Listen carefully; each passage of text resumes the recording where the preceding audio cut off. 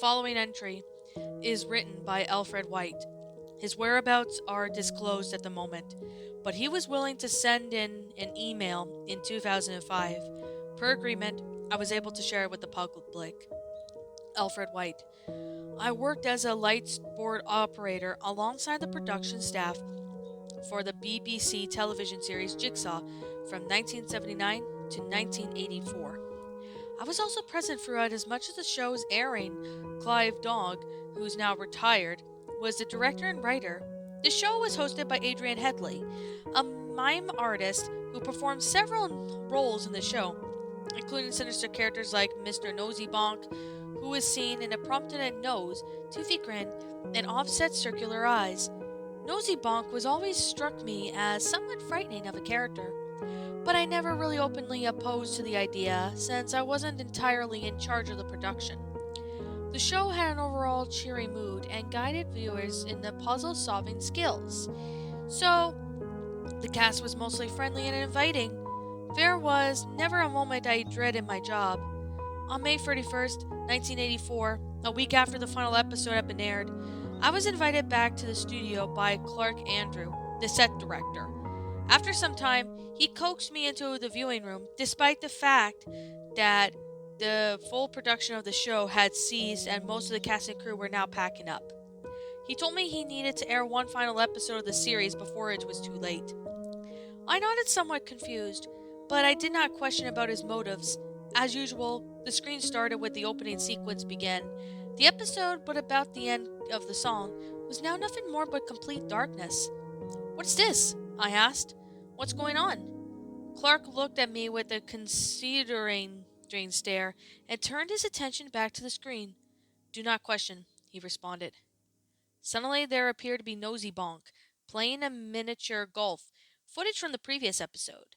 But the film had been corrupted, as appeared to be shoddy, and converted into a vintage B&W. I remained silent as the audio did on the film, and continued to watch nervously. Oddly, however, the video was stopped abruptly, and the tape was ejected. Clark motioned me back outside, locked the viewing room, and greeted me with a farewell. When he drove back, however, my curiosity got the better of me. I went back in the studio through the front door, attempted to break down the viewing room door, but to no avail. One of the remaining cast members suddenly approached me from the corridor and offered me to unlock it. "There you go," she said. "Don't forget to lock it on the way out." Now alone, I peeked inside and grabbed the tape on the topmost storage shelf before slipping it into the VCR. I dusted it off and I sat near the door in case if I need to make a brief escape.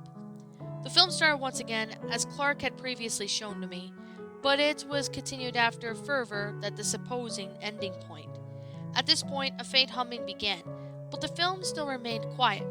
The scene then changed suddenly to show Nosy Bonk at the dinner table in a dimly lit room, a knife sitting across along him on the table. Nosy Bonk looked into the screen briefly, before setting his own head down on the table. The film remained this way for a good 30 seconds, before it switched to a new scene, in which Nosy Bonk was now seen disappointingly hopping backwards in the sack. Another person emerged with it, but I could not make out what it was, except I could somewhat see Nosy Bonk's mask, murmuring beginning somewhat faint. Screams could also be heard, and a quick flash on one of the cast members' faces appeared before the film ended. The tape ejected. I was relieved, but sat idle on my chair for well over a few minutes. When I had mustered the strength to go physically grab the tape, I tossed it into the trash bin nearby, ran straight out of the performance studio, and drove out into the distance. I have never returned, not even once, not ever. Once I told my wife about the incident. She was, but mostly skeptical. I have no idea and decided to disclose the information regarding the issue that I have experienced that I would call a normal life. The episode was allegedly aired after a very obscure channel that was only available in localized areas. As a result, went relatively unnoticed. In 2009, a video containing the episode was uploaded briefly to YouTube, but it was removed upon the next day. An internet discussion in 1995 claims that were made of the alternative version of the series together that may never exist. The proposed set designer, Clark Andrew, was reportedly one of the few who remained in the studio after each filming. Tapes were labeled with particular codes that also said to be found in Clark's office, but they were apparently discarded.